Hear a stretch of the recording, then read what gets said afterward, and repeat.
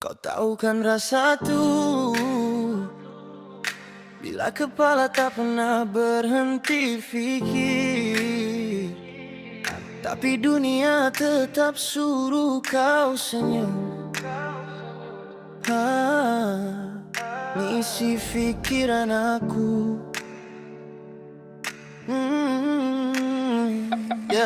Dari dulu aku lawan bayang, tak semua luka ni orang faham sayang. Aku tak cari simpati, aku cari ruang. Nak lepas semua beban yang aku tanggung siang malam. Otak ni macam fire, tak boleh delete. Setiap silap, setiap suara semua repeat. Aku cuba tidur tapi fikiran tak rest. Setiap malam aku lawan dalam kepala sendiri tes. Ramai kata aku berubah, aku diam. Tapi kalau kau duduk tempat aku, kau pun tenggelam. Aku dah biasa senyum pura, sebab kalau aku jujur, tak ada siapa nak dengar cerita. Isi fikiran makin berat bila senyap. Anxiety datang, dah ada rasa sesak.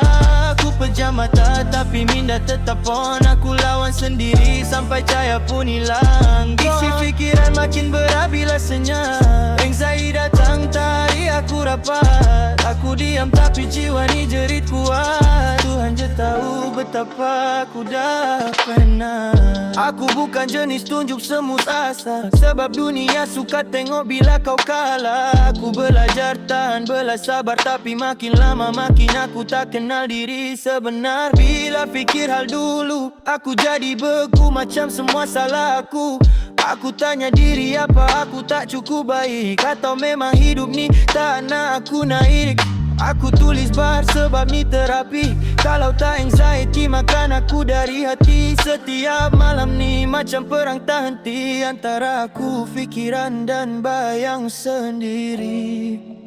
Oh, isi fikiran makin berat bila senyap. Anxiety datang, dah ada rasa sesak. Aku pejam mata tapi minda tetap on. Aku lawan sendiri sampai cahaya pun hilang. Isi fikiran makin berat bila senyap. Anxiety datang, tarik aku rapat. Aku diam tapi jiwa ni jerit kuat. Tuhan je tahu betapa aku dah pernah.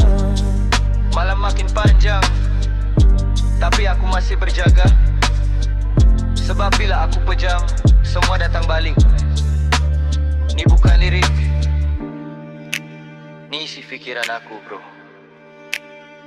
Yo.